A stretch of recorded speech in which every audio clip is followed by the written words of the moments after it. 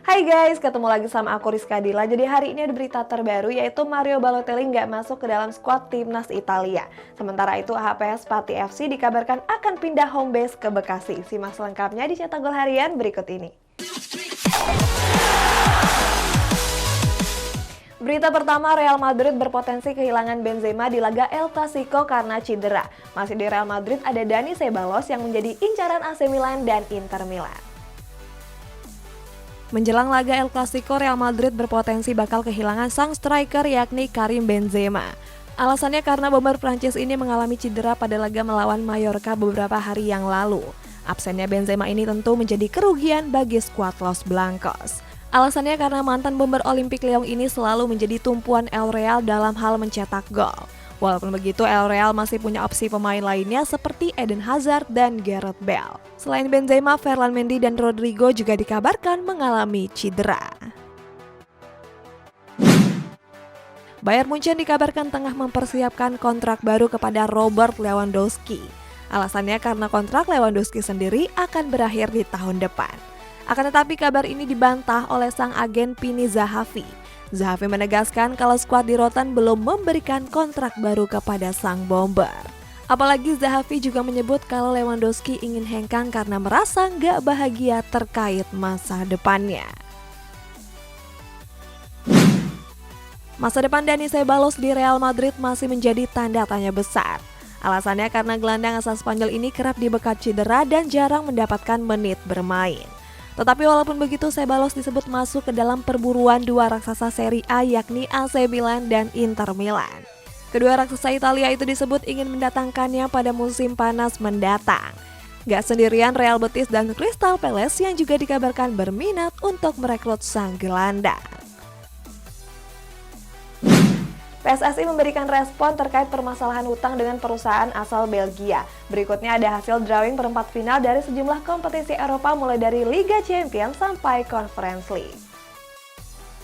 Perusahaan asal Belgia bernama Target Eleven dikabarkan menggugat PSSI ke Pengadilan Arbitrase Olahraga atau yang biasa disebut CAS. Target Eleven mengklaim kalau PSSI memiliki hutang sebesar 47 juta dolar atau sekitar 671 miliar rupiah. Terkait hal tersebut, Sekjen PSSI Yunus Nusi pun angkat bicara. Yunus Nusi bilang kalau pihaknya saat ini sedang mendalami laporan dari Target Eleven tersebut.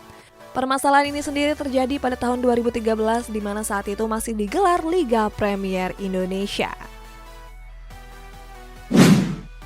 UEFA telah menggelar hasil undian babak perempat final Liga Champions. Dalam pengundiannya terdapat laga big match yang patut untuk disaksikan.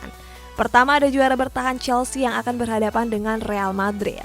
Berikutnya Manchester City yang akan berhadapan melawan Atletico Madrid. Dan selanjutnya ada Bayern Munchen yang melawan Villarreal. Dan terakhir ada Benfica yang berhadapan dengan Liverpool. Rencananya babak perempat final ini akan digelar pada tanggal 6 April mendatang. UEFA resmi menggelar hasil undian babak perempat final Europa League tahun 2022. Laga pertama dibuka antara RB Leipzig berhadapan melawan Atalanta. Berikutnya ada West Ham United yang akan berhadapan dengan wakil Prancis yakni Olympique Lyon. Kemudian ada Eintracht Frankfurt yang akan melawan Barcelona. Dan yang terakhir ada Braga yang akan berhadapan melawan klub asal Skotlandia yakni Rangers. Rencananya babak perempat final ini akan digelar pada tanggal 8 April mendatang. UEFA baru saja mengumumkan hasil drawing babak perempat final Conference League musim 2021-2022. Laga pertama akan dibuka oleh Feyenoord yang berhadapan melawan Slavia Praha. Berikutnya ada Olympique Marseille yang melawan PAOK FC, kemudian ada AS Roma yang melawan Bodo Glimt, dan yang terakhir ada Leicester City yang akan berhadapan dengan PSV Eindhoven. Sama seperti Europa League, babak perempat final Conference League ini akan digelar pada tanggal 8 April mendatang. Next, HPS Pati FC dikabarkan akan pindah home base ke Bekasi. Kita jauh ke Eropa guys, ada timnas Italia yang resmi merilis skuad untuk playoff Piala Dunia menghadapi Makedonia Utara. Persipapati dipastikan promosi ke Liga 2 di musim depan. Dengan promosinya, Persipapati tersebut membuat Kota Pati mempunyai dua klub. Di musim sebelumnya ada HPS Pati FC yang mewakili klub Kota Pati di Liga 2. Oleh sebab itu, HPS Pati FC memutuskan untuk memindahkan home base mereka ke Bekasi. Hal ini terungkap lewat Instastory CEO AHPS Pati FC Putra Siregar. Dalam Instastory-nya, Siregar terlihat sedang berada di Stadion Patriot Bekasi dan dia pun menetapkan bakal berkandang di sana. Timnas Indonesia amputasi berhasil lolos ke Piala Dunia Amputasi yang akan digelar di Turki. Di balik keberhasilan tersebut terdapat perjuangan pahit yang harus mereka jalani. Kabarnya pemerintah nggak memberikan bantuan uang ataupun fasilitas untuk timnas amputasi. Tetapi walaupun serba kekurangan, mereka bisa bangkit dan terus memberikan yang terbaik bagi Indonesia. Menurut sejumlah pemain timnas amputasi, kekurangan fasilitas bukanlah sebuah jaminan untuk berprestasi. Timnas Italia resmi merilis skuad untuk babak playoff Piala Dunia menghadapi Makedonia Utara. Di sektor penjaga gawang ada Gianluigi Donnarumma, Alessio Cragno, dan Pierluigi Golini. Berikutnya ke sektor pertahanan ada sejumlah nama beken seperti Alessandro Bastoni, Leonardo Bonucci, Giorgio Chiellini, Alessandro Florenzi, sampai Gianluca Mancini. Kita pindah ke lini tengah ada Jorginho, Sandro Tonali, Nicolo Barella, Marco Verratti, Manuel Locatelli, Matteo Pessina, Lorenzo Pellegrini, sampai Bryan Cristante. Terakhir di sektor penyerangan ada Lorenzo Insigne, Domenico Berardi, Nicolo Zaniolo, Matteo Politano, Ciro Immobile, Andrea Belotti, sampai Gianluca Scamacca. Selanjutnya nggak ada nama Mario Balotelli di dalam skuad Gli Azzurri. Sama seperti Balotelli, Mancini juga nggak memanggil Emil Audero Mulyadi yang sebelumnya berharap bisa dipanggil. Timnas Italia resmi merilis skuad untuk babak playoff Piala Dunia menghadapi Makedonia Utara. Dalam perilisannya tersebut nggak ada nama Mario Balotelli di dalam skuad Gli Azzurri. Sebelumnya pelatih timnas Italia Roberto Mancini sempat memanggil Balotelli di dalam skuad.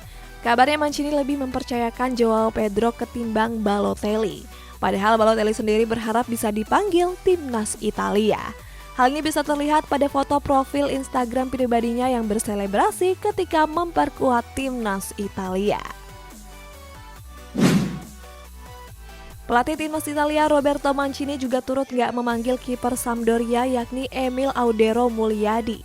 Kiper kelahiran Mataram ini kalah saing dari sejumlah kiper Italia lainnya yang gak terkenal. Mulai dari Salvatore Sirigu, Alessio Cragno, dan Pierluigi Golini. Padahal sebelumnya Audero sempat ditawari masuk ke dalam timnas Indonesia. Akan tetapi sampai saat ini Audero belum memberikan jawaban dan kabar terbaru menyebut kalau PSSI sudah mencoret nama Audero Mulyadi ke dalam daftar pemain naturalisasi. Timnas Spanyol resmi merilis skuad untuk jeda internasional di bulan Maret. Kita pindah ke Inggris, ada Ricketts Family yang dikabarkan berminat untuk membeli Chelsea. Timnas Spanyol resmi merilis skuad untuk jeda internasional di bulan Maret. Di sektor penjaga gawang ada kiper beken seperti Unai Simon, Robert Sanchez, dan juga David Raya.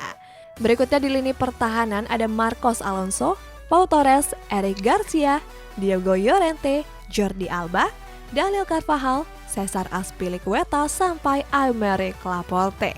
Di lini tengahnya ada sejumlah nama beken mulai dari Rodri, Pedri, Gavi, Marcos Llorente, sampai Dani Olmo. Sementara di penyerangan ada Ferran Torres, Yeremy Pino, Pablo Sarabia, sampai Alvaro Morata.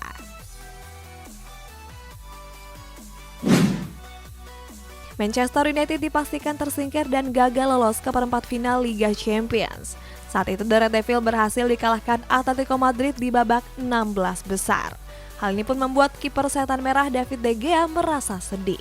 Lewat Twitter pribadinya, De Gea merasa sedih karena skuad setan merah bermain cukup buruk di laga tersebut. De Gea juga mengatakan kalau kegagalan ini menjadi energi untuk terus berkembang. De Gea juga bilang kalau para pemain setan merah akan memberikan yang terbaik di sisa kompetisi musim ini. Masa depan kepemilikan Chelsea menjadi hal yang cukup menarik perhatian. Sejumlah pengusaha besar pun sudah mengajukan tawaran untuk membeli The Blues. Terbaru ada Ricketts Family yang juga sudah mengajukan penawaran. Sebagai informasi, Ricketts Family sendiri merupakan pengusaha asal Amerika Serikat. Seperti yang diketahui, pengusaha asal Amerika Serikat ini sudah banyak menjadi pemilik klub di Premier League. Dan kebanyakan dari mereka dicap lead dalam hal transfer. Selain Ricketts Family, Saudi Media juga disebut sudah mengajukan tawaran dan saat ini akan dikirimkan ke Rain Group. Next, laga Bochum dan Borussia Mönchengladbach terpaksa ditunda karena ada penonton yang melemparkan sesuatu ke arah lapangan. Berikutnya ada Leeds United yang menang dramatis atas Wolverhampton. Selamat! Pada pertandingan pekan ke-27 Bundesliga, VfL Bochum bertanding menjamu lawannya yakni Borussia Mönchengladbach. Tetapi sayang laga ini nggak berjalan sampai 90 menit penuh. Pasalnya pada menit ke-71 laga terpaksa ditunda karena ada sejumlah orang yang melemparkan sesuatu ke arah lapangan.